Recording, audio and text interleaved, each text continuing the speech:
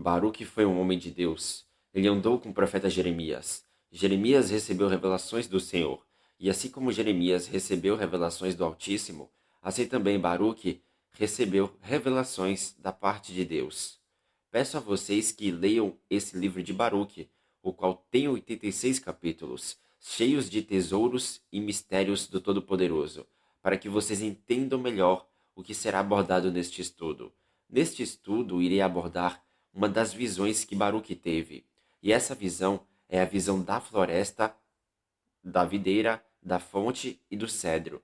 Essa visão é uma clara revelação para os que entendem as profecias do Senhor Jesus, pois aborda os reinos mencionados em Daniel de capítulo 7, fala a respeito do anticristo e da derrota do anticristo, expõe o Messias Jesus Cristo e o reinado de Cristo sobre o mundo inteiro. Portanto, vejam bem as palavras deste estudo e as coloquem em seus corações. Elas te darão esperança e prosseguimento no pleno conhecimento de Deus, meus irmãos. Então, meus irmãos, agora eu irei abordar a visão que Baruque teve a respeito da videira e do cedro. E para começarmos, vejamos Apocalipse de Baruque, capítulo 35, versos 1 ao 4. E a gente vai ter que entrar no capítulo 36, verso 1, capítulo 37, versos 1 ao 2.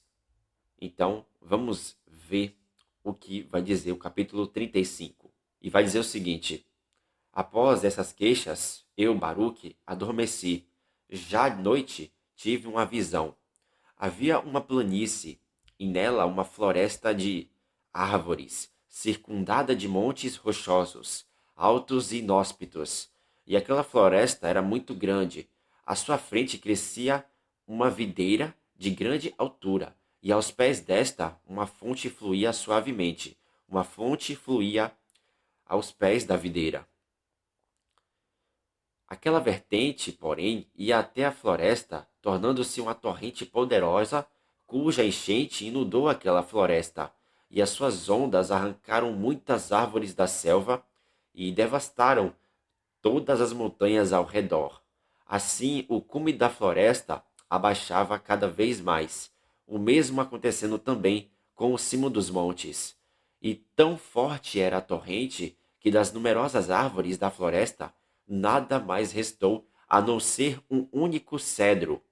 Quando as águas também a este derrubaram, assim aniquilando e erradicando completamente a grande floresta, até que dela nada mais tivesse sobrado, nem fosse mais possível reconhecer o seu lugar.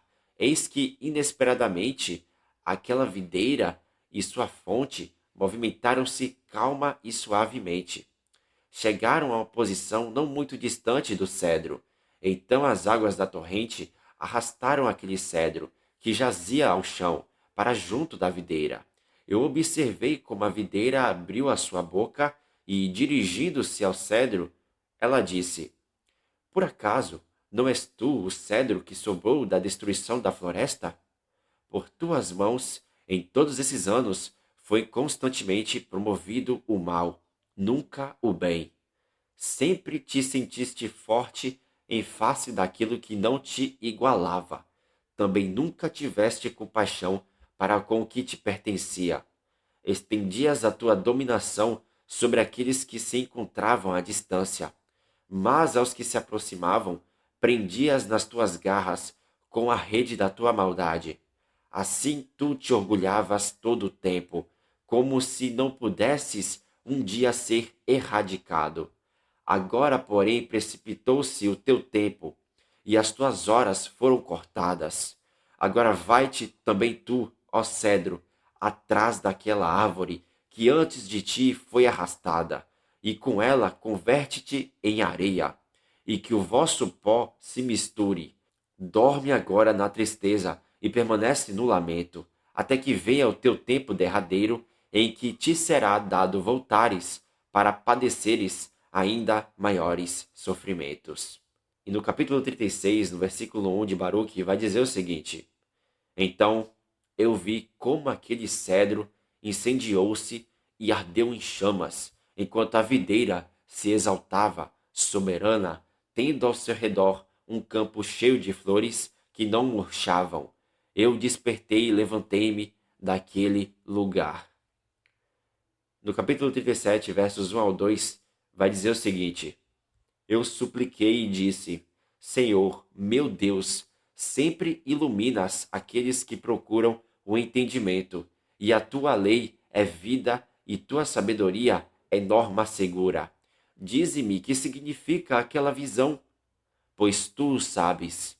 Eis que a minha alma sempre viveu segundo a tua lei. Jamais em toda a minha vida afastei-me da tua sabedoria. No livro de Baruque, irmãos, o profeta dormiu e teve uma visão. Nessa visão, o profeta viu uma planície e nela havia uma floresta de árvores circundada de montanhas rochosas.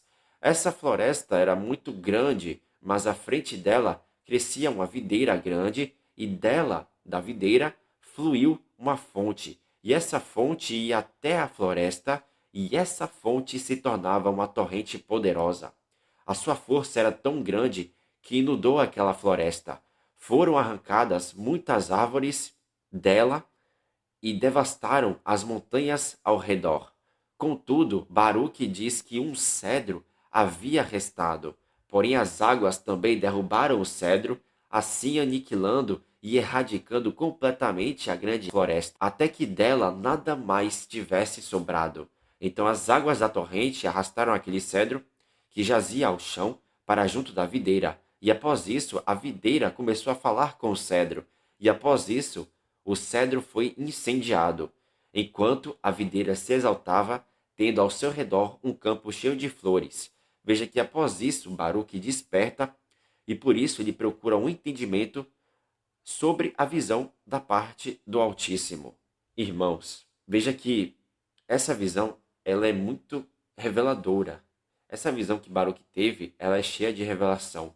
Aborda a derrota do anticristo e dos reinos do mundo, e isso faz conexão com as profecias de Daniel e com os profetas e com o livro do Apocalipse de João. Quando nós avançamos no capítulo, iremos ver a interpretação do sonho, a qual o Senhor dá para Baruque. E no capítulo 38, versos 1 ao 3, e no capítulo 39, versos 1 ao 3, vai dizer o seguinte: O Senhor falou-me dizendo: Baruque, vou te dizer o significado da visão que você presenciou. A grande floresta que os teus olhos viram e as montanhas altas íngremes ao seu redor significam o quanto segue. Dias virão em que esse reino que destruiu Sião será destruído e subjugado por outro que lhe sucederá. Mas também este, decorrido algum tempo, será destruído, e então virá um outro, um terceiro, mas também este será destruído, após exercer o seu reinado. Depois virá o quarto reino, e o seu império será muito mais duro e cruel que os anteriores, e reinará por um longo período, como a floresta sobre a planície, e conservará o poder por largo tempo, e elevar-se-á mais alto que os cedros do Líbano. Nele a verdade ficará abafada, e a ele confluirão todos aqueles que se comportaram com violência como os animais selvagens, que em disparada se refugiam na mata. Virá então o tempo do seu fim, em que acontecerá a sua queda fatal, e então revelar-se-á o reino do meu ungido, Cristo. Isso acontecerá como a fonte e a videira. Uma vez chegado, ele exterminará toda aquela grande multidão. O grande cedro que viste resistindo à destruição da floresta e às palavras da videira a ele dirigidas, e que ouviste, significam o seguinte: o último rei permanecerá com vida, mesmo tendo perecido a multidão dos seus súditos. Então ele será acorrentado e conduzido ao monte Sião, e ali o meu ungido lhe pedirá contas de todos os seus atos de prepotência, e juntamente com as obras de toda a sua multidão o aniquilará na sua presença. Depois disso, ele o dará à morte, e assim protegerá o restante do meu povo que se encontra na terra por mim escolhida, e o seu reinado durará para sempre, até o final do mundo perecível, quando, então, completar-se-ão os tempos pré-determinados. Foi essa a tua visão e o seu significado. meus irmãos, vejam que o Senhor respondeu o profeta Baruque. O Senhor mostra o significado do sonho. Analise o seguinte: o Senhor começa a falar que a floresta tem montanhas. Veja que essas montanhas são reinos malignos do mundo, pois em Apocalipse é dito que a besta tem 7 cabeças. E essas 7 cabeças são também 7 montes, conforme diz em Apocalipse 17. Em Baruque 39, o Senhor começa falando a respeito de Babilônia, o reino que havia destruído Sião, por causa dos pecados do povo daquele tempo de Baruque. Contudo, o Senhor diz que haveria um outro reino que sucederia à Babilônia. O reino que sucedeu à Babilônia foi o Império Medo-Persa. Porém, o Império Medo-Persa foi derrotado pela Grécia, que é o terceiro reino, mas a Grécia foi derrotada por Roma, que é o quarto reino e o quarto animal de Daniel capítulo 7. Veja que isso está em conexão com a visão do capítulo 7 de Daniel. O Senhor disse que o reinado do quarto reino seria duro e a verdade será abafada. Porém, ele será derrotado pelo reino do Messias, o ungido, que é o Senhor Jesus Cristo, porque Cristo é a videira. Entenda que nessa parte a gente vai ver que não aparece os 10 chifres, os quais estão na cabeça do quarto animal de Daniel capítulo 7, porque o Senhor desejou não falar sobre eles nessa parte. Contudo, Deus já sabia que nós iríamos fazer as conexões com as revelações dos profetas e iríamos entender isso. E quando juntamos todas as revelações de Deus, sabemos que 10 reis, que são os 10 chifres, irão aparecer no futuro na sétima cabeça da besta. E dentre eles irá se levantar o chifre pequeno, que é o anticristo, o qual vem de Nínive. O anticristo é o oitavo e último rei do quarto animal. Veja que o fim do quarto animal é o fim do reino de 10 reis e do anticristo.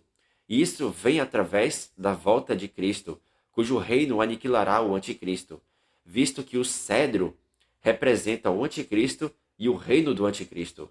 O anticristo é o último rei da cabeça do quarto animal. Cristo, quando voltar, aniquilará os súditos do homem do pecado, e o Senhor acrescenta dizendo que o anticristo será acorrentado e conduzido ao monte Sião. Ali, o Senhor Jesus pedirá contas a ele de todos os atos dele, do anticristo, de prepotência, e juntamente com as obras de toda a sua multidão. O aniquilará na sua presença, e após isso, o anticristo será lançado no lago de fogo. E desta forma, o restante de Israel, do Israel segundo a carne, serão protegidos, pois eles se encontrarão na terra escolhida por Deus. E isso está de acordo, meus irmãos, com o que Zacarias, no capítulo 14 de seu livro, havia dito, porque antes de Cristo voltar, o anticristo invadirá Jerusalém, haverá um restante na terra de Israel, o qual Cristo salvará e os fará entrar no seu reino, e eles serão o terceiro com os egípcios e com os assírios, no milênio, conforme disse o profeta Isaías. Repare que na visão de Baruque, a videira que é Cristo, diz que o anticristo lançou a sua rede de maldade para os que se aproximavam dele. E isso está de acordo com o que Abacuque falou em seu livro, onde ele fala a respeito do anticristo, dizendo: a todos levanta o inimigo com o anzol. O inimigo pesca-os de arrastão e os ajunta na sua rede varredora. Por isso ele se alegra e se regozija. Veja que Baruque, ele vai dizer que o anticristo ele lança sua rede sobre os homens. E por isso ele se alegra e regozija. Veja que essa rede, meus irmãos, fala a respeito da tecnologia através da qual o anticristo irá lançar sobre as nações com o objetivo de controlar os homens. Veja que em Baruque a gente vai ver que é abordado que Cristo julgará o anticristo no Monte Sião. E isso está de acordo com o que Obadias disse em seu livro. Obadias ele falou o seguinte: Salvadores hão de subir ao Monte Sião para julgarem o monte de Esaú, e o reino será do Senhor. Entenda que os salvadores, nesse contexto de Obadias, são o povo de Deus. e eles irão julgar o monte de Esaú, que é o reino do anticristo. Então os salvadores, eles irão julgar o reino do anticristo. Só que estes salvadores têm um cabeça, que é Cristo, o Salvador. Então Cristo, ele irá julgar o reino do anticristo no monte Sião. Cristo, juntamente com os seus, irá julgar o anticristo no monte Sião. O reino de Cristo durará para sempre, até o final do mundo perecível, quando então irão se completar os tempos pré-determinados, porque o mundo vindouro, meus irmãos, durará 1000 anos.